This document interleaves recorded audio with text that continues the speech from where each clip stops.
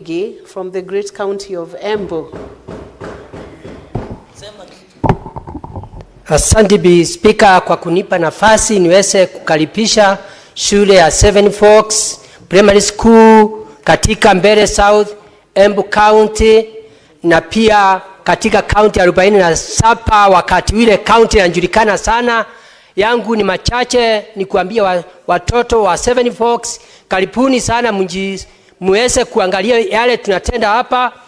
Wakati mmekaa dakika nyingi, muweze kuona yale mambo tunatenda hapa, mambo ya kuangalia mambo ya vile mambo ya security na vile tunaongea ndio county zetu iweze kupata pesa. Bi Speaker, yangu ni kuambia watoto na kusema Senate, ile pesa tunasema hapa ukienda kama Seven Forks, ile shule imejengwa na Kengen, na unakuta pia iko na bahati, lakini sile siko area hiyo iko na shinda. Na ndio mara mingi Bi Speaker tumekuwa tukisema walimu wale wanaweza kusomeza ile area kwa sababu ni area haina maji, haina hospitali, haina chochote. Tumekuwa tukisema mambo ya handship isiweze kuondolewa, na pia pesa kama sile tunasema kama ile mbili ya homogeny senator ambaye tunasema county zote siweze kuongezewa pesa, ndio county ya Embu iweze kupata pesa kama sile,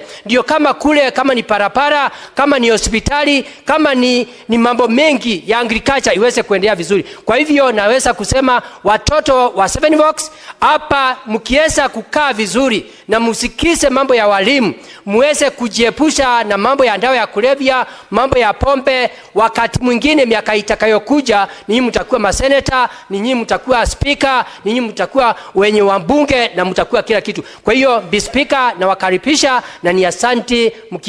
Mkirudi nyumbani Embu County muende na salamu, na pia mbarikiwe, muende safari njema. Asante Bi Speaker. Thank you, Senator Mudigi. Senator Okech Edigi Shero, Migori County.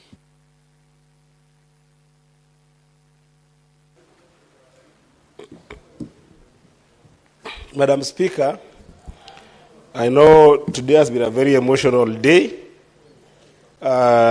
because as a young person, it is very hurtful to see a fellow young man succumb to not disease nor any condition of physical harm, but dying in the hands of the police.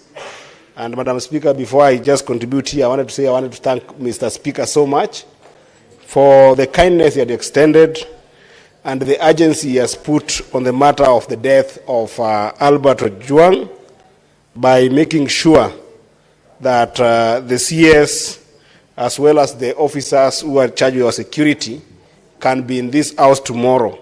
And I wanted to urge all my colleagues senators that this is the time that the nation needs you most. This is the time that tomorrow we should not have a quorum hitch or even delay of debate and engagement, that the house tomorrow, all senators should come on time so that you can be able to interrogate the matter of Albert Ojwang at 9 a.m.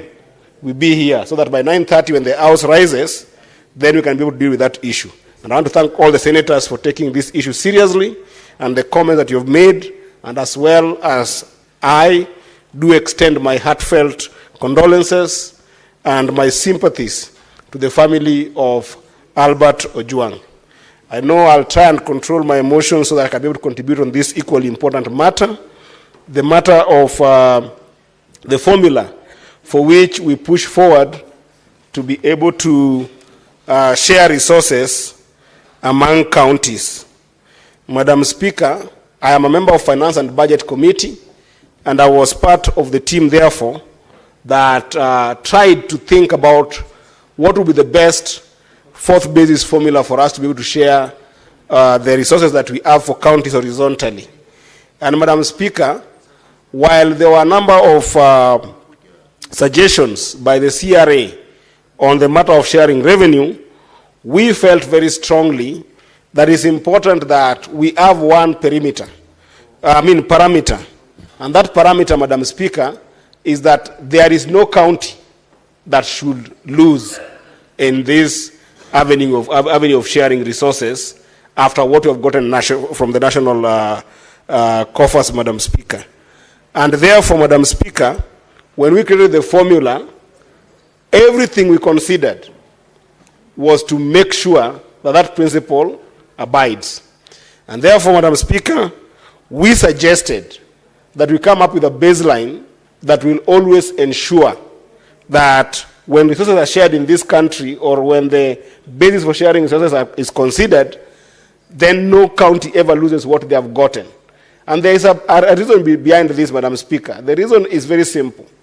Counties get to commit to different projects, get to commit to different non-discretionary and discretionary budgetary requirements. Therefore, if you put any formula that makes any county lose a shilling, you inconvenience that county. Additionally, Madam Speaker, the issue of inflation will always catch up with counties, Madam Speaker. For instance, if you think about the wage drift, there is a big consideration that adjusts itself by 5% in our payroll systems every year automatically.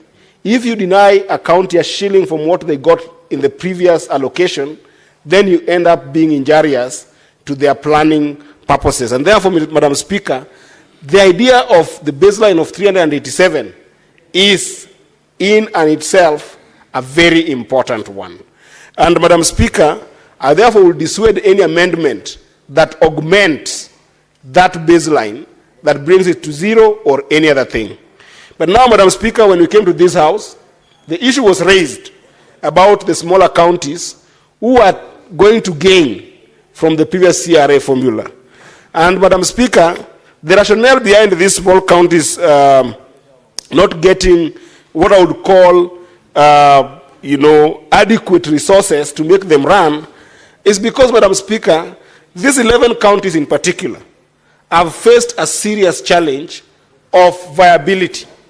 Madam Speaker, if you look at the spirit of the Constitution, when the counties were being created under Article 6 of the Constitution and subsequent articles that divide resources in our country, Madam Speaker, the principle of the Constitution is that the counties must be viable. What are the viability options for the counties, Madam Speaker? The viability of counties, Madam Speaker, number one, is that they be able to run a government. Counties are government. And those governments must be run on the basis of non-discretionary expenses. Those non-discretionary expenses, Madam Speaker, must go and be able to run staff, must go and be able to run recurrent expenditure. And then, Madam Speaker, the viability of counties does not stop at running non-discretionary expenses. A county is only viable, Madam Speaker, if after employing people, the county can, one, provide services to its constituents, and two, can be able to have some sort of development to its constituents, Madam Speaker.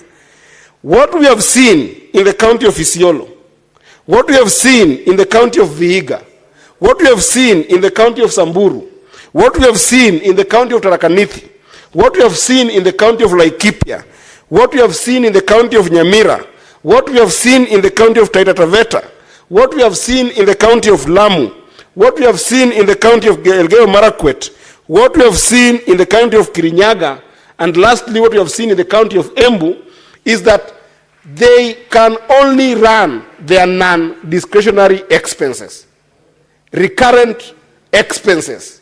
So they are sent money to these counties, and the money, in whichever formula it is shared, is so small that they can only be able to finance salaries, Madam Speaker, and run vehicles, and run utility bills.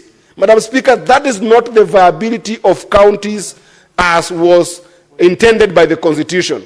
Because then the people in those counties, Madam Speaker, end up never seeing any development.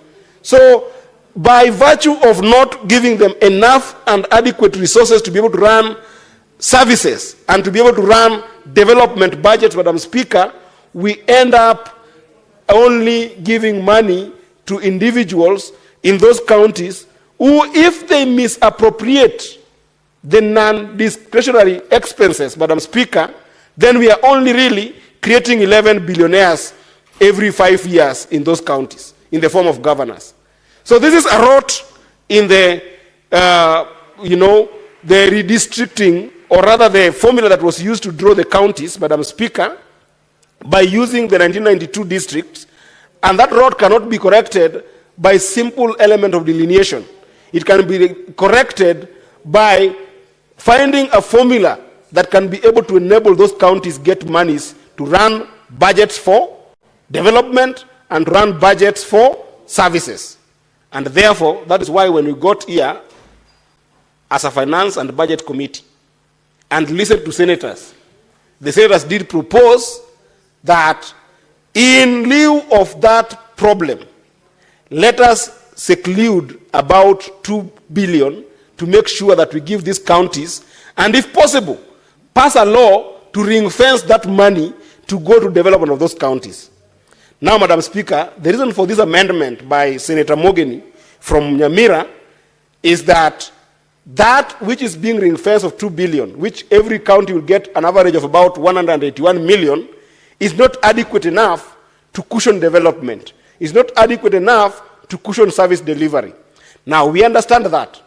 However, the proposal of 4.46 billion, Madam Speaker, I think might be edging it too far.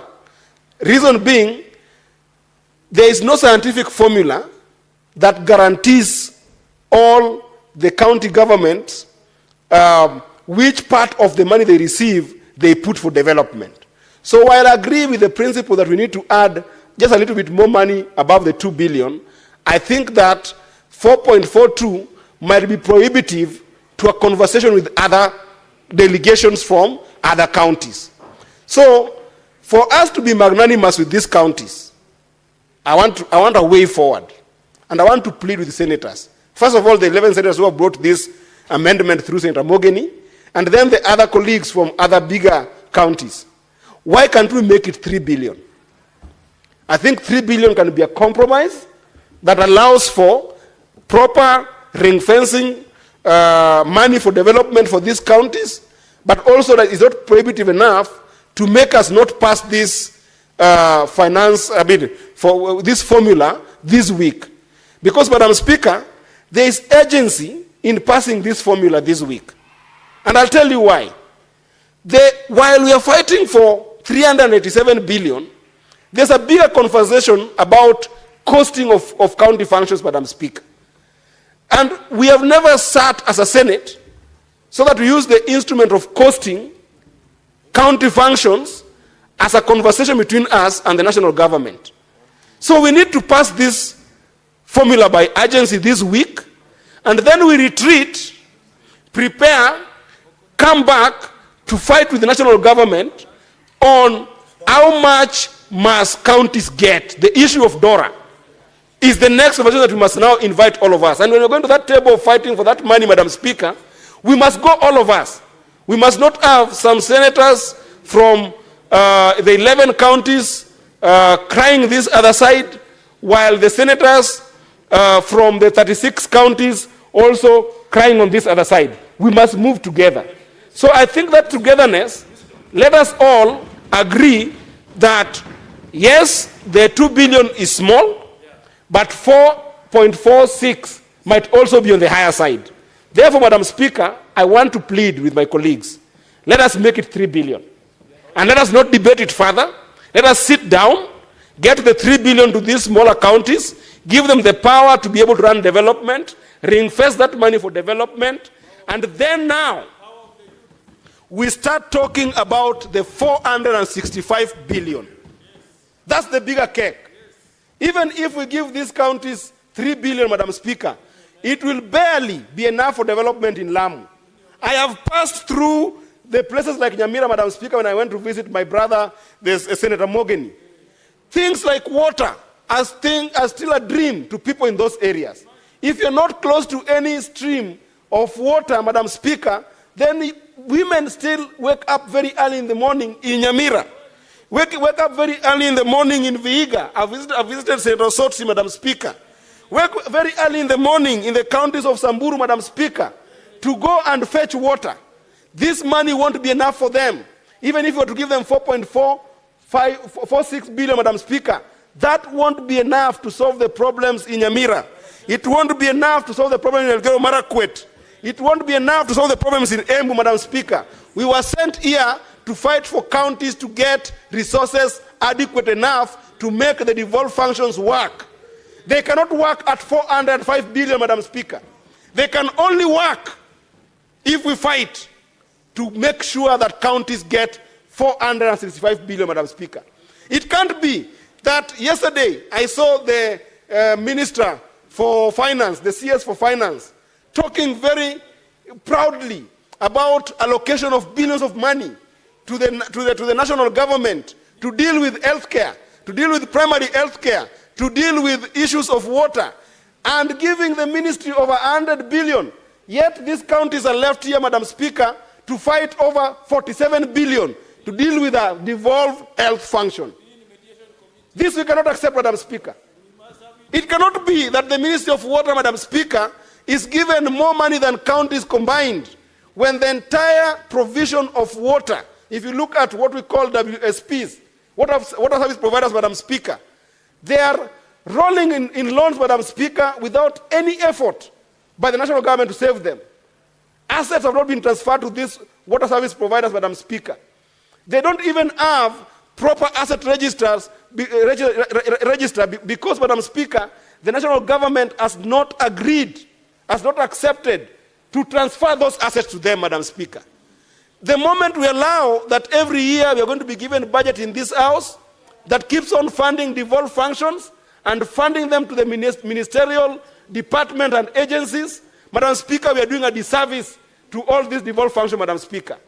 If the National Assembly, if the National Treasury want to have a conversation with the Senate that is genuine about making sure that there is service to the people, that conversation must stop at what is the real cost of running functions in this county, Madam Speaker. What is the cost of running policy functions when it comes to health care, and cost of running referral hospitals when it comes to health care, which are the only two functions given to national government, vis-a-vis running public health issues, running our hospitals, running primary health care, Madam Speaker, running SHA. All these things must go to counties.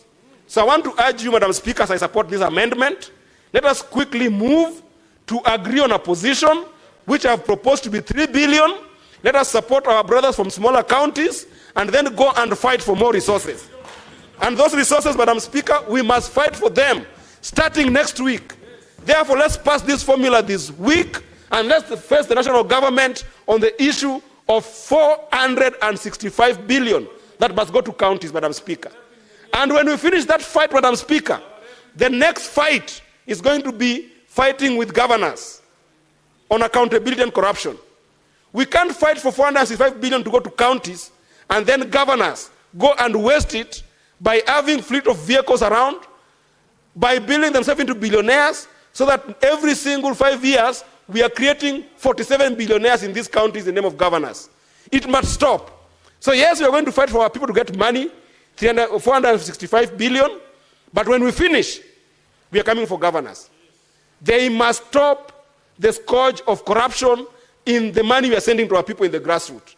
And that fight will come next week. And therefore I support Senator Mogany with that adjustment, that if it so suits the 11 senators, let us stop it at 3 billion, let us move forward together, and let's start the fight for DORA next week. With that, Madam Speaker, I thank you for the opportunity, and I support. Senator Kinyua. Asante Bi Speaker kwa kunipa fursa hii. Kuanzia mwanzo, Bi Speaker, nataka kuunga mkono mswada wa marekebisho ambao umeletwa na Senator Okongo Omugeni. Bi Speaker, ni wazi na ni dhahiri shahiri ya kwamba fedha zinapaswa kufuata majukumu. Majukumu mengi yamepelekwa katika gatuzi zetu, Bwana Speaker. Lakini Bwana Speaker, gatuzi yoyote ambayo inapata chini ya shilingi Bi Speaker, gatuzi yoyote ambayo inapata chini ya shilingi bilioni 6 inakuwa ni vigumu sana Speaker, kufanya jambo lolote, si kutengeneza barabara, si kuweka dawa katika hospitali ama kutengeneza shule za chekechea. Lakini Speaker, mswada huu ambao umeletwa, marekebisho ya mswada huu ambao umeletwa na Okongo Omugeni, kwanza kabisa